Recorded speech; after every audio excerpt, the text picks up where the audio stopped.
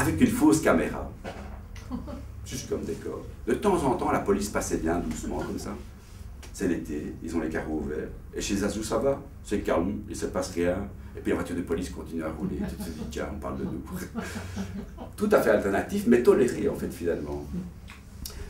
On est dans une apothéose. Cette maison a fait parler d'elle, les gens y viennent, il y a des concerts. Tous les vendredis, tous les samedis, il y a des gens qui jouent du frisbee à Bruxelles, c'est des bandes qui viennent se réunir chez nous. Et on va préparer un grand événement à Anvers avec notre équipe. Notre équipe, elle est très simple. Il y a 2 femmes, il y a 2 hommes. C'est une petite communauté. Une des femmes est batteuse de rock'n'roll. Elle est donc très fort carrurée. Bonsoir. Elle est donc très fort carrurée et elle joue elle-même et répète avec des groupes bonsoir, bonsoir. Il y a encore une petite place sous l'eau de libre. Et là, c'est des tabourets, et là, c'est des places assises plus confortables. Merci.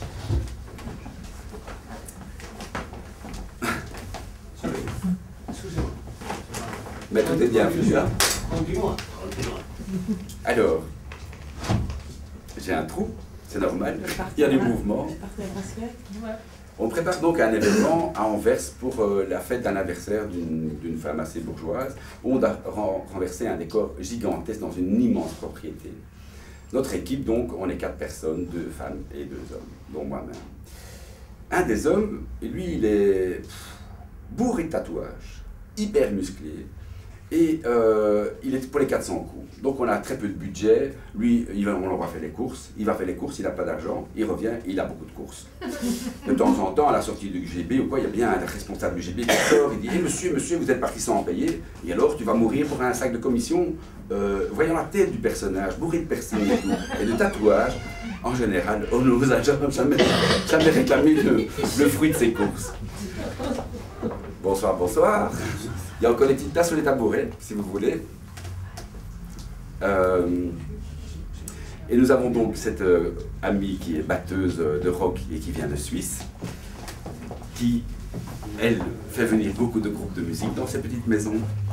Et alors, il y a une autre dame qui, elle, est très princière, des longs ongles, qui parle une dizaine de langues et tout ça. Femme avec qui, d'ailleurs, je me suis marié plus tard pour des raisons de papier, simplement. Et qui, elle, servait beaucoup pour le domaine des public relations et tout ça. Dans les artistes à Bruxelles, par exemple, à l'époque, il y a, dans le côté éphémère, des gens qui vont faire un panneau publicitaire ce matin, vous passez sur votre axe normal, où vous voyez des publicités, tout d'un coup, vous voyez toute une œuvre d'art, où, toujours signé E201, à l'époque, ce garçon faisait 16-17 panneaux par soir. Donc des grands panneaux publicitaires qui, le lendemain, étaient tout de suite défaits et on remettait la publicité dessus. Moi, j'avais réuni aussi cet artiste pour exposer dans les petites chambres en haut et tout ça. La maison était vraiment bien animée et vraiment, c'était des expositions de bon niveau, bien intéressantes. Mon petit propriétaire, lui, ne voyait pas toujours d'un bon œil cette maison avec plein d'activités.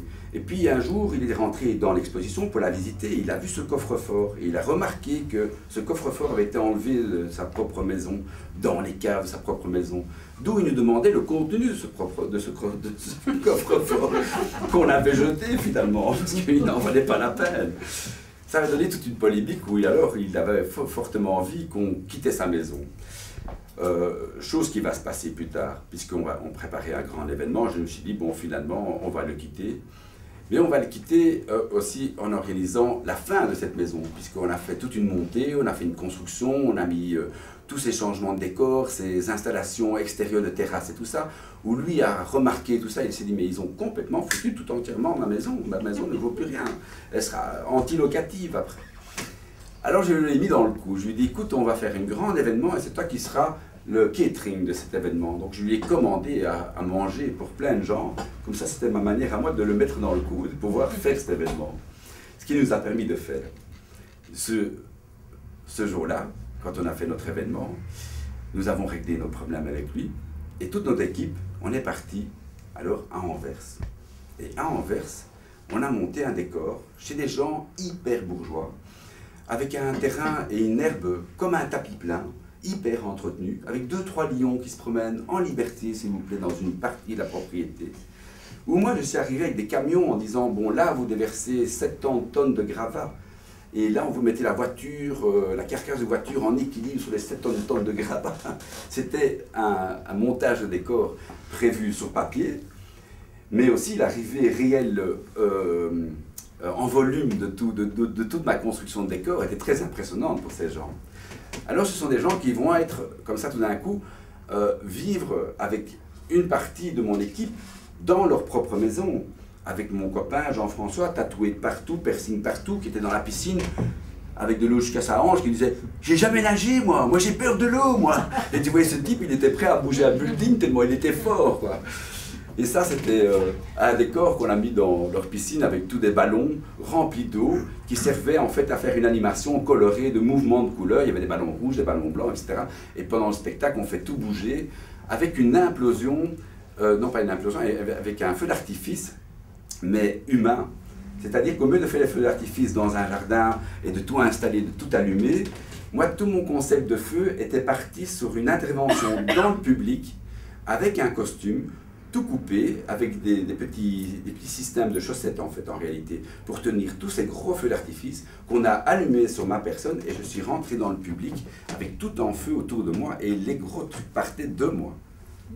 Très dangereux. Mais bon, c'était pour le fun, là. Cet événement va faire aussi que le propriétaire de la maison, il se dit, bon, maintenant, la bande à Zazu, moi, il y en a ras-le-bol, quoi. On était en montage depuis 2 jours. La fête se passait 8 jours après. Il s'est dit, moi, si je me chope toute cette bande pendant 10 jours chez moi, je deviens dingue. Donc, il nous a fait une structure. Sa structure est assez amusante. Ce qui nous occupe, c'est de monter notre décor. Le soir, pour que l'on ne soit pas trop présent chez lui, il se dit, tiens, il y a un concert de Laurie Anderson à Anvers. Je vais inviter la bande à M. Walter Zazu et sa galerie d'art itinérante à aller voir cette bonne femme comme ça, on est tranquille, au moins une soirée sans lui. Mais il y a sa fille qui est avec nous, qui tout d'un coup téléphone à son papa. Papa, il y a Zazu qui empêche Laurie Anderson de chanter. Ah bon? Ah oui, il est monté sur scène et tout ça. Ce n'est pas fini. Dans la même heure, moi, c'est vrai que je suis monté sur scène. C'est vrai qu'il y a des services d'ordre qui sont venus pour me casser la gueule. Et moi, je me suis mis à genoux et j'ai dit, je l'aime, je l'adore, je l'adore. Alors il a dit, bon, c'est un pauvre fan à la con, on le prend par le fond de la culotte, on ouvre la porte et on fait, et on jette ça dehors. Moi, je suis en roller skate, en fait, ce soir-là. Et je décide de me dire, bon, on habite à 15-20 km du centre de la ville. C'est un bon lieu pour faire des graffitis, c'est tout le long des grands rings d'Anvers. Vous avez les couilles d'Anvers qu'on appelle aussi, c'est des espèces de grosses bonbonnes de gaz comme ça et tout. Donc je décide d'aller prendre sur l'autoroute à patin à roulettes et de faire mes graffitis un peu bien ciblés sur les panneaux de direction d'Anvers. Là-dessus, il est évident qu'à un moment donné, les gens m'ont remarqué, les gens n'étaient peut-être pas les périodes du GSM à outrance, mais il devait déjà exister un téléphone portable, parce que la police est arrêtée rapidement à côté de moi. Quand ils se sont arrêtés, ils m'ont dit « Qu'est-ce que vous faites ?» J'ai dit « Écoutez, je me suis juste dit, parce que je jetais mes pots de peinture juste avant leur sirène arrivant, j'ai dit « Oh là, pas bon, j'ai liquidé mes pots de peinture. » J'ai dit « Écoutez, j'ai toujours rêvé de faire des patins à roulettes en arrière pendant des heures sans me soucier s'il y avait un caillou ou un trou. Alors l'autoroute, c'était parfait pour moi. » Ils m'ont dit « Ok, mon chéri, où est-ce que tu habites, toi ?» J'ai dit « Écoutez, moi j'habite à Brasse 4, machin, bazar et tout. » Ah bon, il me dit « C'est un des quartiers les plus bourgeois d'Anvers. Vous habitez vraiment à Brasse 4, telle rue et tout ?» J'ai dit « Oui, absolument. » Bon, alors on va vous déposer pour voir si c'est vrai. Donc ils sonnent, ils écrasent la sonnette de ce monsieur qui ne veut pas ouvrir parce qu'il est très tard. On réécrase la sonnette 2-3 fois, puis maintenant la petite caméra s'allume et on dit, voilà, police d'Anvers et tout, on a ramassé un petit artiste qui dit qu'il habite chez vous, monsieur. C'est exact, oui. La tension monte, la tension monte. Ce monsieur, c'est aussi un milieu d'origine juive, bien que j'ai aussi des origines juives, peu importe. Mais c'est d'origine juive, il a prévu que sa fille, sa petite princesse, soit vraiment donnée à je ne sais quel prince qui peut exister de nos jours dans la société. Se fait-il qu'en fait, à la force de la rencontrer, je l'avais déjà rencontrée il y a des années en stop. Et un jour, elle est sortie, elle est venue au frigo prendre une bouteille de lait. Je dis, tiens, c'est marrant, on s'est déjà rencontré. Hein. Ah oui, mais je suis la fille du monsieur qui t'a engagé. C'est super. 3 minutes après, on se fait un petit bisou et on sort ensemble. La tension monte, la maison devient de plus en plus chaude. L'événement n'est toujours pas là. À un moment donné, ce monsieur qui s'appelle Louis, pour ne pas donner son prénom quand même, on va donner que son prénom, il me prend à part, il me dit, écoute, tu en as marre, t'es vraiment un crève-la-faim, t'es un artiste de merde, tu me fais chier. Il lance tout sa hargne et tout, il lui dit, bon, maintenant, à partir de maintenant, je voudrais que vous ne logiez plus chez moi. vous continuez à monter le décor, on reste bien professionnel, mais à 8h vous passez la porte, à 20h vous passez la porte et c'est bon. Je ne veux pas vous voir dormir et tout ici. Je dis pas de problème, moi demain j'habite ici, j'ai trouvé une maison déjà, au revoir, pas de problème. En fait, je prends la maison d'en face. La maison d'en face était allouée, et cette maison d'en face était allouée et quelqu'un avait déjà fracturé la porte. Donc moi, qu'est-ce que je fais directement? Je rentre dans la maison, je mets des grands panneaux aux fenêtres, j'enlève les rideaux, et je mets le grand toile et tout, et je fais welcome maison Zazou, quoi. Mon client, il se dit, alors là, il est fort, quoi. En fait, en réalité, on ne loge pas dans cette maison, on loge dans le jardin, dans les tentes. Parce que j'ai dit, la maison, c'est juste pour en foutre plein la gueule, quoi. C'est tout. Attention, monte, attention, monte. Maintenant, l'événement se passe. Et c'est excessivement bourgeois. On a amené tout ce qu'il faut, les musiciens, tout ça, le décor est planté, le feu d'artifice que je vous ai expliqué. Cette soirée monte, vraiment, elle est très chouette. Pendant la soirée, il y a un vol. Un vol important. Pourtant, c'est bourré de Ferrari, de Porsche, je sais pas tout quoi, il y a des gens vraiment très argentés. Mais ils ont volé quelque chose à Walter Zazou. C'est-à-dire que dans le jardin, j'ai des projections vidéo et tout, avec un vieux vidéo et la télévision et tout ça, et pouf, elle a disparu. Et la sono qui était là aussi dans le jardin aussi, elle a aussi disparu. Moi, le soir même, je m'en rends compte, et Louis me dit, écoute, Walter, il n'y a pas de problème, je vais indemniser devant tous ses amis tous ces vols, puisque c'est passé chez moi. En réalité, il me prend un pas dans son bureau et il dit, tu vois tous les toiles qu'elle a? Moi, je te rembourse, mais je prends toutes ces toiles. Je dis, écoute Louis, aucun problème, moi, tout ce qui m'importe, c'est de rembourser ce que ça me coûte, et les gens que je dois payer pour ce soir. Mais le lendemain matin, je m'éveille et je me dis, ok, c'est le dernier jour, la fête est finie, on va démonter. Je dis, ce qu'il a fait, c'est pas très honnête. Devant tout le monde, il a dit qu'il remboursait et il ne rembourse pas. Alors j'ai fait une campagne publicitaire, jusque là où il travaille.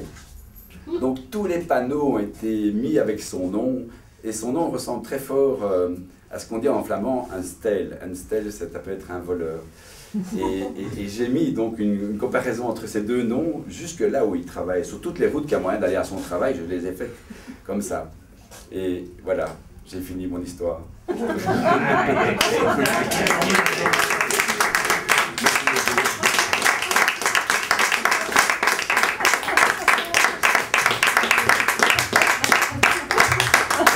J'espère que cette adresse sera moins tumultueuse, mais je suis arrivé ici il y a peu de temps. C'était un décor qui a été monté très rapidement et on peut dire qu'en fait, ici même, quand nous sommes arrivés, il y a eu un cambriolage ici à côté et on a découvert 250 plants de hashish. Je vous jure, je me suis pour rien, j'ai arrêté de fumer il y a 20 ans.